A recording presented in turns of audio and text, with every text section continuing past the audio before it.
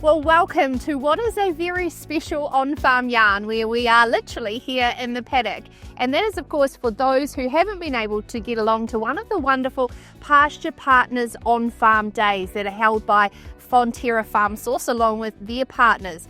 As we are here today talking about maximising homegrown feed, I'm here with Julie Morris, who is the Environment Lead for Fonterra Farm Source, Mark Shand, who is here from Barenbrug and the Pasture Systems Manager, and Aimer's Jeremy Bryant, the founder and CTO of Aimer.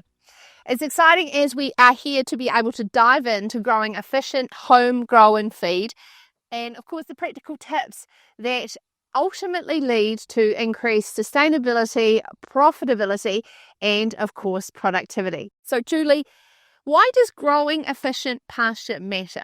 So firstly, Sarah, that's the question I'd love to ask our farmers, because I think farmers really get it and they understand and are great at explaining why pasture and homegrown feed is so important to their farm, their business, and to these ladies out behind us here. But from simply speaking from me, maximising or increasing what we grow and harvest on farm increases our productivity, profitability and sustainability. What I mean by that is by increasing what we grow and eat on farm, or increasing that energy harvested per hectare on farm. It enables us to increase our production from the same amount of inputs to our system, or alternatively, we can maintain our production and reduce the inputs. So both of those pathways increase our on-farm efficiency and ultimately the key outcomes of profitability, sustainability and productivity. So when it comes to profitability, Julie, how much extra are we talking with homegrown feed? So if we look at, for example, lifting homegrown feed eaten by 0.5 tonne per hectare, we know that we can achieve an extra kind of 50 to 60 milk solids, kilograms of milk solid per hectare. So ultimately, we are increasing our milk in the vat or milk revenue for no additional inputs, or alternatively, we can maintain that milk production and reduce the inputs required to do it. So therefore, reducing cost on farm. We know from Dairy NZ's dairy base economic figures for farming that of all the metrics that we look at, the performance metrics that we look at across dairy businesses, that homegrown feed eaten or pasture and crop eaten is the metric with the strongest correlation to profit. From that information, Dairy NZ estimate based on figures from a number of years and a number of systems that for every additional 1 tonne of pasture and crop eaten on farm, it's associated with an increase in operating profit of $300 per hectare. Well, it all sounds really simple, Mark, but of course we need to make sure that we establish and grow the pasture to get the yields that we need as well. So what are the ways that we can grow more pasture? Selecting the right pasture for your farm is so important. You're essentially buying a perennial crop that you're going to be harvesting consistently for the next few years. You have a huge range of diploids and tetraploids and now hybrids that you can choose from. You'll be looking at seasonal growth, persistency, endophyte that can all make a huge difference to how they're going to perform where you're farming. You make a good point. There is a huge range of different perennials. And so with these new hybrid tetraploids, what are the benefits? Yeah, so some of the new tetraploids that have been, or hybrids that have been coming to the market lately, have really, really good annual growth. So they can really help you out in those pinch times where you're a bit short of feed. They are more persistent than they have been in the past, and they're better quality over the summer as well. But being a tetraploid as well, over diploid, every mouthful of feed that your cows are going to be eating will have higher quality and higher energy to give you more milk in the vat. And I can only imagine that growing it is one thing, managing it is so crucially important as well, Mark. Yes, that's probably the biggest thing that you're going to need to manage or do to increase your feed eaten on farm. Managing your pasture is just critical. So right from the start, prepping your paddock correctly so the seeds that you sow are at the right depth and the right amount, so you're going to get a nice dense pasture that won't be full of weeds is just so important. And then once it's established, it's going to come up and you're just going to need to ensure you do the nip-off graze correctly and then get it into your pasture or farm rotation as fast as possible. And then going in and grazing at the right pre-graze residual and then graze down to the right level is going to be important, that it doesn't or it bounces back from each grazing and it's going to persist for years to come. Do you reckon you could show us, Mark? Yes, sure. Yeah, so getting out and having a look in the paddock and seeing what growth stage your pasture is at. So your ryegrass is a 3-leaf plant, so it's going to have your residual leaf, and then this plant has put up its first leaf, which is this one, its second one, which is coming from inside that. This is actually going to grow bigger than your first leaf, and then it will put up a third leaf as well, which will grow bigger again.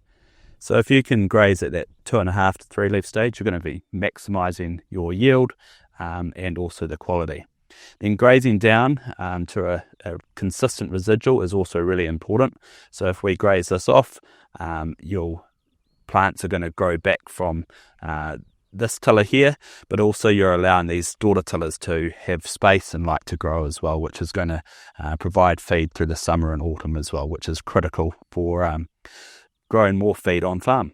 So most New Zealand farmers are good grass managers and are utilising most of their feed, but we want them to become even better and become really good grass managers. That's going to give them 5% more utilisation, which will grow more feed per annum and can convert that into milk solids.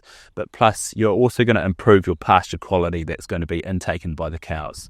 That extra ME is also going to give you an increase in milk production for your season. Obviously, when we have high quality feed, it's important to be able to maximise it, to measure it. And we have, you hear Jeremy from Aimer. Why is it important to make sure that we are measuring pasture intake into the cows? It's very important, obviously, to measure, to understand, what the animals are down their throat, how much they're leaving behind, and that's really key for decision making on farm.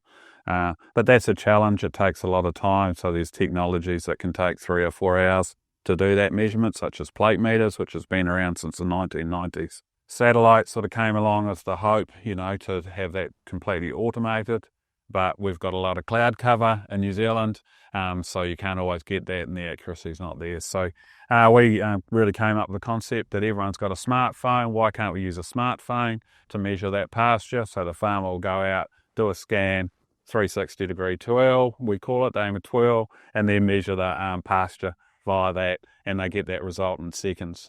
So we've been developing that. And then naturally those farmers said, I've got a drone that I'm currently using to look at the troughs. Can I now pop up the drone? So we're working on that integration as well, where the drone will go from paddock to paddock measuring the pasture. Do you reckon you could show us, Jeremy? Yes.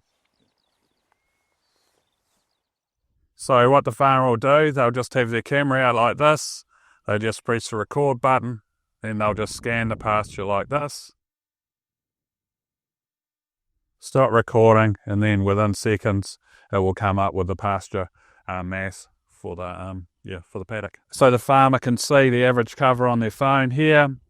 They can then see the optimization score. It's giving them a recommendation of what they can do to improve the situation. So here for a surplus, for example.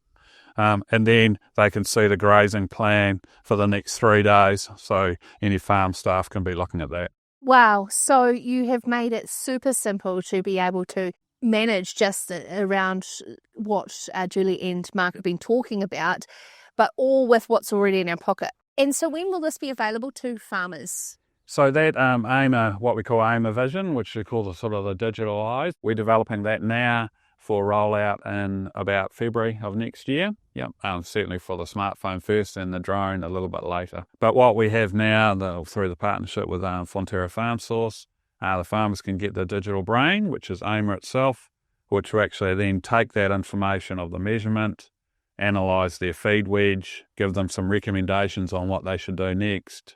It allows them to also not measure all the paddocks, so it's got AI-based learning in there, so it knows about the paddocks and it will grow those up. So just big time saving, and then it goes a step further around then auto-generating grazing plans for each of the mobs, so you know where the cows should go on what day to communicate to staff. Well, dairy farming's just got one more step easier. I think what I'm really taking away from this on-farm yarn is just how important Fonterra Farm Source's partnerships are to be able to make sure that we've got the right tools and solutions for farmers around some things that may seem complex but can be actually made quite simple, Julie. Yeah, so I think we talk about the concept of increasing homegrown feed as being a simple concept. A lot of the things that Mark has spoken about we can simply grow more, we can improve the quality, or we can improve the utilisation of that. So very simple concepts, but in reality are very challenging to implement on farm. But it's something our farmers do every day. Improving homegrown feed eating is about small steps or incremental gains, and farmers need to use all of the support and the tools and the products that are available to really maximise on that. And that's what our partnerships and advice and conversation here today is about. It's fantastic to see it all pulled together too when you look at your farm insights reports and you're able to not only benchmark yourself year on year but also among your closest neighbours too, Julie. Yeah, so the Farm Insights report uses the data that farmers provide us to give them some information on their performance on farm. So for pasture and crop eaten, it compares their farm to their 100 closest neighbours, which takes out some of that kind of climate and landscape variability that makes it really hard to understand, where you're at. So the information also shows pasture and crop relative to nitrogen inputs, so gives some information on how efficiently those inputs are being converted to homegrown feed eaten. But most importantly, enables you to look at your farm relative to your neighbours, or if there's some untapped potential there in terms of what can be grown and eaten on farm. I really love that it's relative to inputs on farm and converting that into feed grown as well. Really important around things like nitrogen inputs and how the Farm Insight report plays into the sustainability of the 3 prongs you spoke at the start. I guess the first cab off the rank when we talk about sustainability or efficiency on farm is making the most of the resources that we grow on farm. So when we look at those 2 pathways I've spoken about in terms of increasing our production on farm from existing inputs or maintaining our production from reduced inputs, both have great sustainability outcomes. Looking specifically at nitrogen, if we're looking to reduce the nitrogen wastage in our system, so by increasing production on farm, we're increasing the nitrogen that's exported from our farm as product, as protein and milk. The alternative pathway, if we're maintaining production from less inputs, we're bringing less nitrogen in the gate.